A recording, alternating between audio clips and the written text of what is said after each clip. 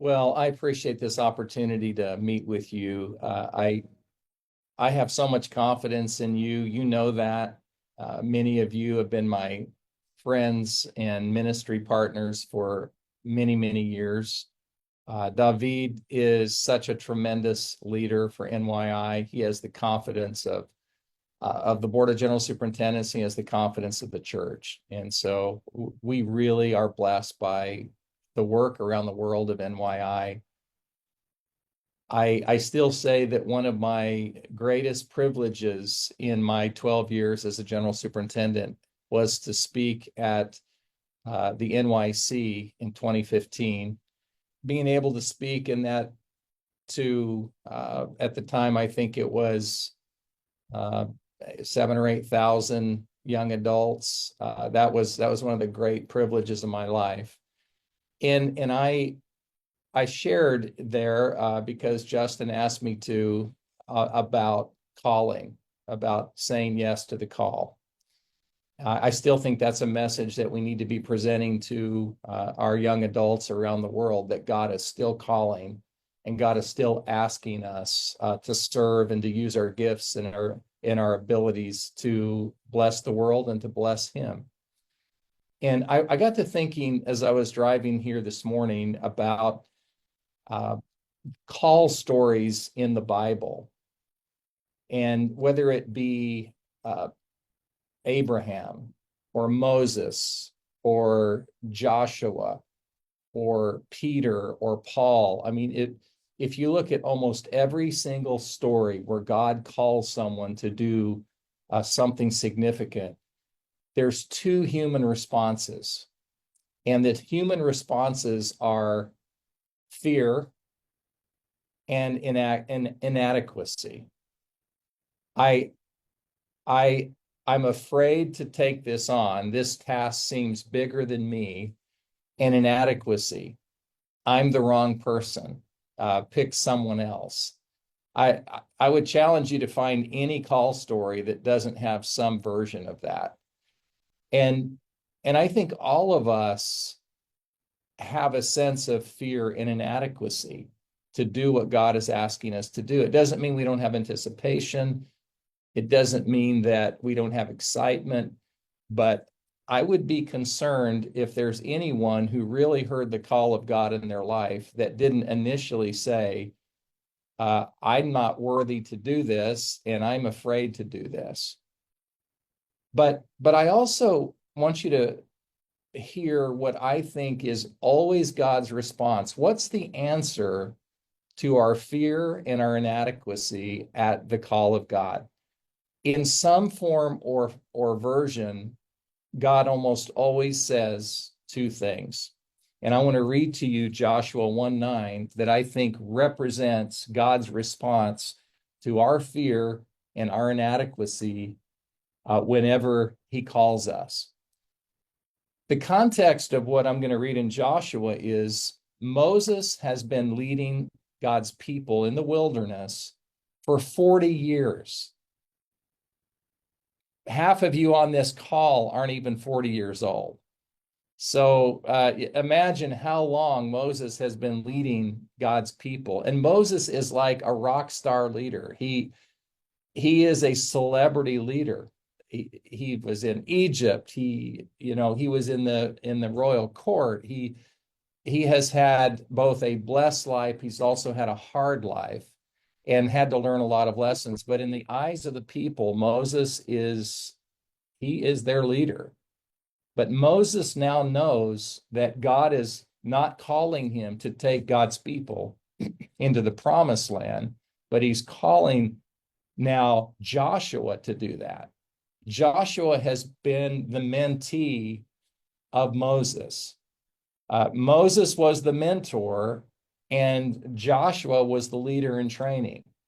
And now it comes time for the handoff and an assignment that has never been given to anybody in the history of God's people before. And that is now, take my people into the promised land. And the promised land, it's a promise. It's an amazing place, but it's full of challenges. It's full of fortified cities. It's full of armies. It's full of military might.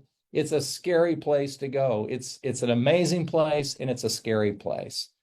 And I want you to look at God's response to Joshua's sense of fear and inadequacy. He says, "Have I not commanded you? Be strong and courageous. Do not be terrified. Do not be discouraged, for the Lord your God will be with you wherever you go. Do not be afraid. Do not be discouraged." Discouraged. What's the opposite of discouragement? Courage.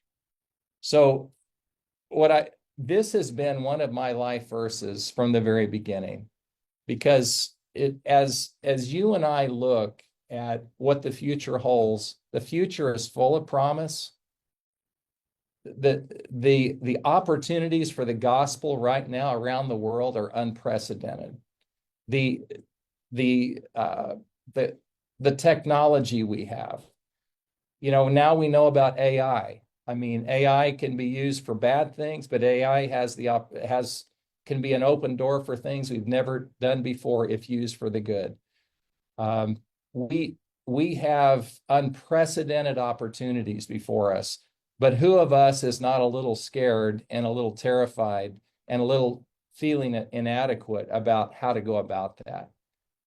And I think God wants to say to us, the Joshuas of our church, as you enter this new promised land, as you enter the land of opportunity and open doors, with the challenges, do not forget two things. In fact, God says, "I'm commanding you." It's an imperative. It's to say, don't just take this as a piece of advice. I want you to obey me in this. This is an obedience to God, to not be afraid, to not be discouraged. And here's the reason why: because you're talented. No. Because your capacity is super high. No. Because you're the smartest person in the world. No. You have all those things. We have incredibly smart, creative, amazing people, but that's not the reason why we're not afraid, and that's not the reason why we have courage. The reason we're not afraid and the reason we have courage is for one reason: the Lord our God is with us. He is the reason. His presence. What that relieves me of is that I have to have all the answers. What that relieves me of is I have to be the smartest person in the room. What I have is I have the Lord my God who is with me. His presence, his power, his wisdom, his might, his love, his peace.